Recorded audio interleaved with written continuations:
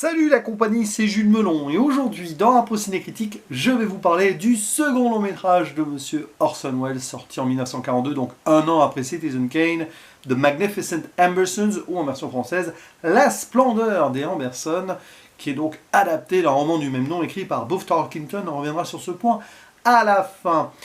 Et ici, il a gardé une partie de l'équipe technique de Citizen Kane, Monsieur Welles, à savoir au montage, entre autres, parce qu'ils étaient plusieurs, Robert Wise, qui l'année d'après lancera sa carrière de réalisateur. À la composition musicale, Bernard Herrmann. Par contre, le chef-op, c'est un certain Stanley Cortez, avec qui il collabore pour la première, et je crois la seule fois d'ailleurs de sa carrière. Ce monsieur travaillera ensuite pour Fritz Lang, mais surtout, il sera quand même le directeur de la photographie sur La Nuit du Chasseur. Et c'est vrai que sur les travaux de lumière et d'obscurité, on comprend un petit peu l'idée.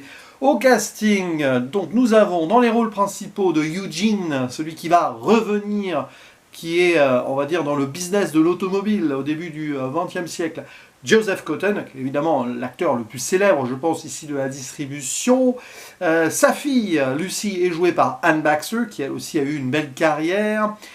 Son amour de jeunesse, Isabelle, c'est Dolores Costello, qui d'ailleurs, pour la petite anecdote, était la grand-mère de Drew Barrymore, tandis que le fils d'Isabelle, l'impétueux, arrogant et insupportable George, est joué par Tim Holt, qui sera peu après dans un film de John Ford. Hein. Donc voilà, on cite aussi la présence de Agnes Moorehead, qui joue Fanny, la tante vieille fille, là, qui a un rôle assez dramatique et important. Bon, et puis Orson Welles lui-même, qui n'apparaît pas à l'écran, contrairement à Citizen Kane, mais en tant que voix off de narration. Rien qu'avec sa voix, ça en dit long, dès le début. Le film s'ouvre là-dessus, d'ailleurs, nous présentant les Ambersons, avec ce manoir extraordinaire, gloire et fortune du passé. On n'est pas loin de Xanadu, de Citizen Kane, quand même. D'ailleurs, tout le début joue avec les codes de Citizen Kane, mais après, on va aller un peu ailleurs. Donc, on voit à quel point cette famille riche... quelque part, alors je sais pas où, je crois que c'est dans le Midwest, mais bon, c'est pas très important en soi, la localisation exacte, c'est aux États-Unis, quoi.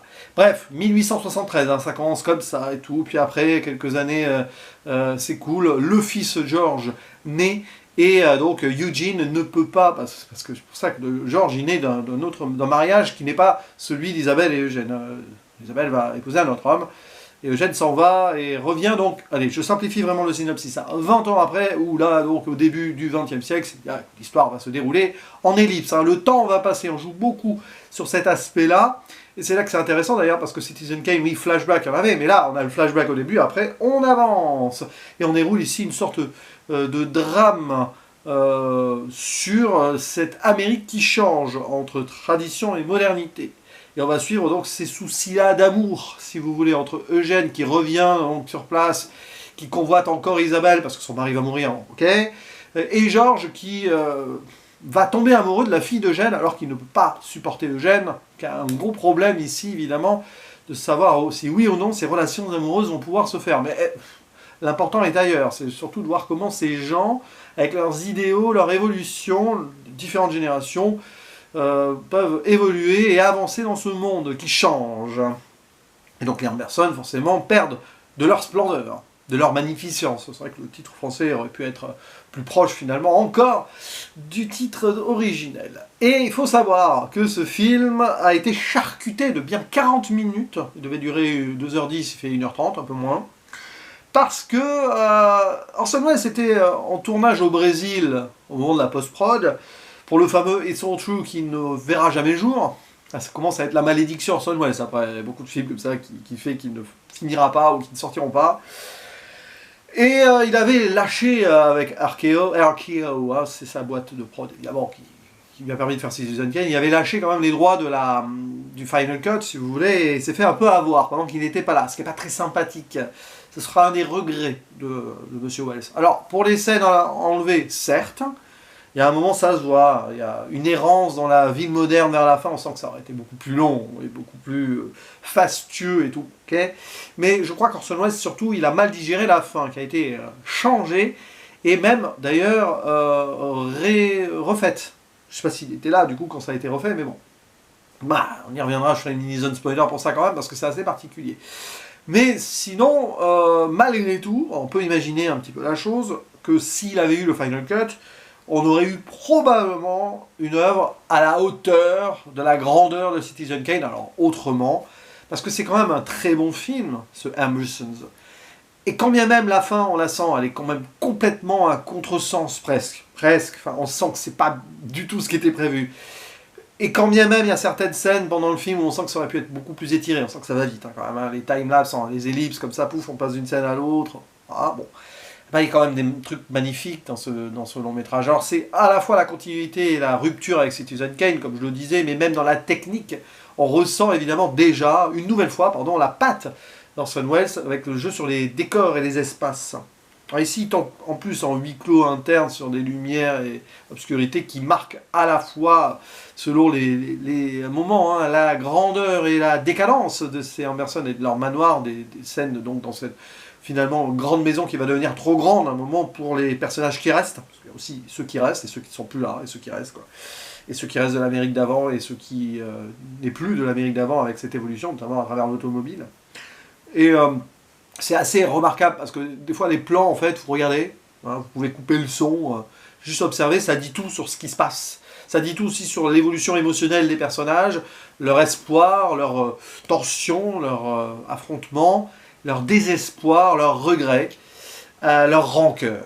Il y a un petit peu de tout ça à travers, donc du coup, ce monsieur qui revient en tant que quasi-visionnaire, un des premiers manias de l'automobile locale, si vous voulez, au début du XXe siècle. Il y a voilà, il y a Georges qui est le fils du passé, parce que moi je l'appelle comme ça, on le voit dès le début, enfant, il fait n'importe quoi, et il est insupportable, tout lui est dû, hein, c'est le spoiled brat, comme on dit en anglais, l'enfant gâté, qui va jamais se remettre de ça. Voilà. Il a été élevé dans cette fausse grandeur du passé qui finalement va s'écrouler par la suite. Et lui, il va essayer de conquérir une fille qui n'est pas faite pour lui, puisque c'est la fille de celui qui ne peut pas supporter, parce que arriviste, automobile et tout. Et Georges, c'est celui qui essaye de vivre de ses rentes, hein, grosso modo. Il va vite en revenir de ça. Et c'est extraordinaire parce que c'est l'opposition de l'Amérique, ça. Et Orson Welles, il s'amuse de beaucoup de choses. Il s'amuse aussi du Rosebud de Citizen Kane. Vous savez ce que c'est le Rosebud dans Citizen Kane? Bon, voilà. Il y a une scène, là aussi, hein, un petit peu au début, dans les premiers moments de ce qui se passe au début du XXe siècle, de traîneaux avec une musique un peu de Noël derrière. En VF, j'ai vérifié, ils ont mis carrément les ching ching ching, c'est Jingle Bells, quoi. Ce traîneau là qui est en rupture avec l'automobile un peu en panne à côté parce que c'est les débuts de la voiture, c'est compliqué, quoi. Et il se moque, mais après il y a un accident qui fait que Georges, il n'aurait pas dû se moquer de la modernité parce que même lui, il n'est pas à l'abri d'avoir des soucis avec son ancrage dans le passé. Et donc on a cette idée de traîneau dans la neige, avec avant il y a un reflet dans l'eau d'une flaque. Il y a tout un délire de mise en scène là qui met en exergue cette opposition, nostalgie d'avant et nouvelle arrivée de nouvelles choses. Et le film arrive à gérer cette ambiguïté, c'est-à-dire que si vous vous arrêtez au premier tiers, vous avez l'impression qu'Orson Welles il nous dresse un portrait nostalgique d'une Amérique qui n'existe plus. Oh là là, c'était le bon vieux temps. Sa narration au départ, on la sent, elle est un peu ironique quand même. Mais oui, les temps ont changé, c'était mieux avant, peut-être, et pas du tout en fait. C'est-à-dire qu'il questionne le fait que beaucoup de gens soient ancrés et bloqués dans ce passé, d'où l'effondrement des fastes et de la glorieuse splendeur des Amberson. De toute façon, il n'y a pas de spoil là-dessus. Hein. C'est pas la chute de la maison Usher, mais ça aurait pu. On aurait pu pousser un peu plus loin encore, hein, parce qu'il y a une forme d'idée là-dessus. Il y a ça, et en fait, les choses évoluent, et c'est nécessaire. Mais c'est pas non plus l'apologie de tout, quoi. C'est-à-dire qu'il est un peu dans cet entre-deux. Et c'est pas la première fois que dans son cinéma, il teste ça. Dans Citizen Kane, il y a aussi de cette idée, c'est-à-dire qu'il y a la nostalgie de l'enfance ou ça, Rosebud, ok, mais bon, après, il y a la fortune et trucs, et cette vindicte globale qui fait que c'est pas forcément mieux. Finalement, Citizen Kane paraît plus nostalgique et conservateur, si vous voulez, que les Amberson, paradoxalement, mais en fait, pas du tout, parce qu'il regarde aussi comment son pays et son monde évoluent, Orson Welles. Et il fera ça toute sa carrière. C'est-à-dire que finalement, il arrivera à gérer tout cela et à poser un regard sans jugement, je pense. Et avec beaucoup d'observation. C'est ça qui faisait d'ailleurs de lui un grand cinéaste, et derrière la caméra aussi, comment il arrivait à mettre en image cela, à mettre en scène, parce que là il y a de la mise en scène, des beaux décors, d'accord, mais aussi il y a des mouvements qui en disent long, des contre-plongées, des plongées, des moments où on isole les personnages très loin dans un grand espace trop immense pour eux, parce que, à un moment, les idéaux s'écroulent et on se rend compte que finalement, tout ce qu'ils avaient autour, là, c'est plus étouffant que grand, quoi. Le paradoxe, il est là, quoi. Et du coup, après, le moins intéressant du film, finalement, en soi, ce sont donc les relations dialoguées. Hein. Il n'y a pas trop de dialogue, mais il y en a pour faire évoluer l'intrigue. Mais l'intrigue, parce qu'il s'adapte, il s'appuie sur l'adaptation d'un roman, ok. L'important, c'est limite ce qui se passe, comment justement, d'une scène à l'autre, d'une ellipse à l'autre. C'est là où on voit que c'est trop en rupture sur le montage. C'est Robert Wise qui a vraiment remonté le film, en fait. Hein. Bon, il a fait ce qu'on lui a dit de faire, hein, si vous voulez, mais bon. Même s'il y a une bonne utilisation de ce montage, hein, on voit comment Robert Wise l'utilisera d'ailleurs dans son cinéma d'après, c'est trop. Voilà. On sent que ça aurait pu être. Il y a des moments où tu sens que ça aurait pu être appuyé dans l'étirement des choses et que ça aurait été encore plus grand, justement, et plus fracassant dans l'évolution et la chute de l'ensemble. Voilà. Après, au niveau des actrices et des acteurs, hein, ça roule. Il n'y a rien à dire de plus ou de moins. On voit comment ça se joue sur ça. Finalement, moi, c'est le personnage de Fanny qui m'a le plus attristé, parce que, évidemment, dans les codes de l'époque, et dans cette société-là, hein, une sorte de bourgeoisie, d'ancienne bourgeoisie qui commence à subir une sorte de déchéance, c'est quelque chose d'assez stéréotypé. Fanny, c'est le personnage de la tante qui n'a jamais eu de mari, donc d'enfant. Elle a eu le malheur, cette tristesse absolue de ne jamais être femme ni mère. C'est un personnage qui dit ça. Alors évidemment, ça, c'est pour cette société par rapport au regard des autres, et comment elle a été éduquée, comment elle devait être dans sa vie. Donc il y a une forme de tristesse et d'accablement ici qu'on lui a imposé. Elle n'a jamais pu finalement avoir cette émancipation et cette liberté qu'elle avait en soi, en n'ayant ni mari ni enfant. Mais bon, voilà, c'est un peu la violence des choses. C'est comme ça chez les Ambersons, hein, enfin, Minafer, Amberson, tout ça, c'est des familles un peu huppées qui vont voir comment le monde, s'il évolue trop, eux, s'ils n'évoluent pas avec, pouf, mauvais investissement, perte d'argent et tout ce que vous voulez, quoi. Et puis en plus, des drames, hein, les gens qui passent, qui meurent, et ceux qui restent, mais qui se laissent aller aussi. Comme le personnage du Major, là, on va dire le patriarche Amberson, on va dire qu'il erre dans le film. À un moment, il a un dialogue important où il montre, oui, c'est comme ça, hein, l'âge d'or, hein, et tout. Bon. Voilà. Il y a presque des moments fordiens à ce niveau-là, mais on est très loin de ce qu'il faisait finalement en rythme de western ou autre, hein, de l'époque. C'est-à-dire qu'il n'aurait pas fait un film dans ce genre de rame-là, mais il y a des thématiques communes, voilà, sur l'évolution de l'Amérique. Spoiler donc, alors c'est là où je commence par la fin, on ne va pas forcément faire un grand-chose avant, mais savoir, hein, Lucie et Georges, ils pourront jamais vraiment être ensemble ou pas, hein, c'est surtout Isabelle et Eugène, moi, c'est triste. C'est-à-dire que Georges va s'opposer à ce que sa mère sorte avec ce mec. Voilà. Par ego, hein, et tout. Et elle va mourir, Isabelle. Voilà. Il va être limite indirectement responsable par sa possession de la chute de sa mère. Scène, voilà. On va en décrescendo de tristesse. C'est plombé jusqu'au bout, quoi. Et cependant, la fin est quasi heureuse. Cette fin a été changée. C'est-à-dire que Orson Welles la voulait plus sombre. À un moment, on parle du châtiment de Georges, qui a un accident. Je pense que dans la version originale, il n'en sortait pas de cet accident. Ça paraît évident. D'ailleurs, il est seul, c'est-à-dire le châtiment, il le vit tout seul avant, au chevet donc, des regrets qu'il a de la mort de sa mère. Il est seul dans ce manoir qui va être vendu. Finalement, c'est déjà là, hein, le châtiment. Après, qu'il a un accident ou pas, peu importe. Mais bon, à la fin, il va s'en sortir à l'hôpital, Eugène et Lucie arrivent, et il y a une réconciliation globale. On pourrait imaginer que finalement, Georges, quand il sortira de là, il pourra se marier à Lucie. Et Eugène et Georges vont pouvoir bien s'entendre. Ok. Ça, Orson Welles, il n'en voulait pas. Et ironie du sort, c'est la fin du livre, apparemment. Et je dis ironie du sort parce qu'il y a un générique, resté jusqu'au générique, remarquable. Le générique final qui présente donc l'équipe technique et tous les acteurs, tout ça, visuellement, et ça j'aime beaucoup. Et le premier plan sur ce générique final, avec la voix off d'Orson Welles, hein, qui revient d'ailleurs vers la fin, il était là au début, il revient vers la fin, c'est sur le bouquin. Et dire, c'est comme si, alors le générique était peut-être fait avant qu'il y ait les reshoots finaux et tout, hein.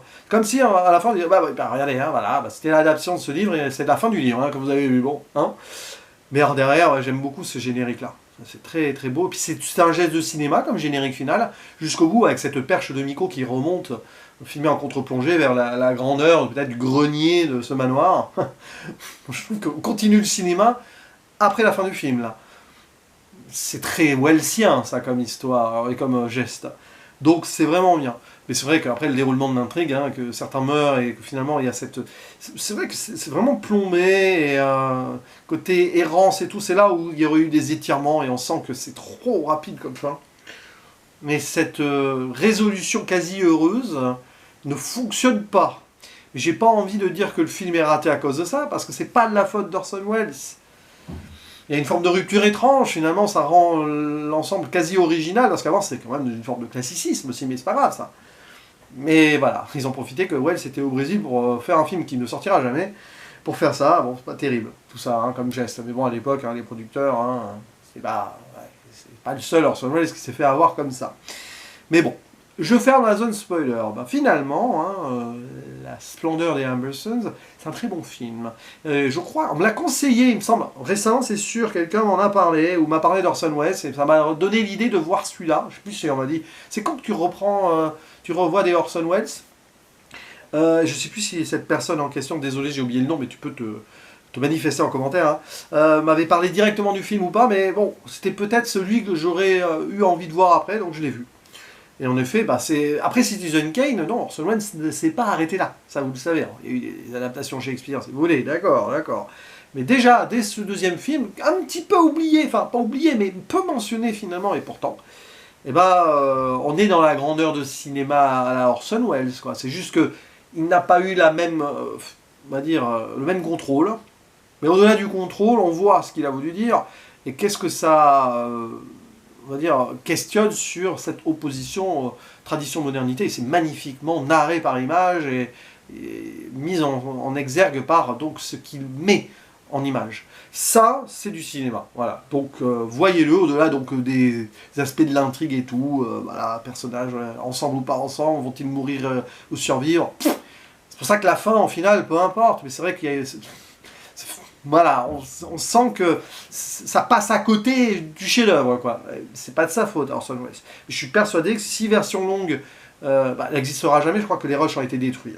Mais s'il avait pu aller au bout et si on avait pu voir son résultat final, peut-être que ce film, on en parlerait autant que Citizen Kane. Peut-être pas autant parce que c'est pas le premier, mais quand même, voilà. Mais c'est comme ça. N'hésitez pas à dire en commentaire ce que vous pensez de ce Orson Welles-là, comment vous le situez dans sa filmographie, quels sont vos Welles préférés, tout ça. J'ai déjà fait La Dame de Shanghai, Soif du Mal, Le Procès et Citizen Kane, au moins cela avant donc cette vidéo. Vous pouvez donc faire une petite recherche sur YouTube, vous les trouverez, mes bafouilles plus ou moins abouties évidemment selon le temps, l'époque où j'ai fait ces vidéos bien sûr. Mais là, je vous attends donc en tournant en commentaire et je vous dis à la prochaine. Ciao!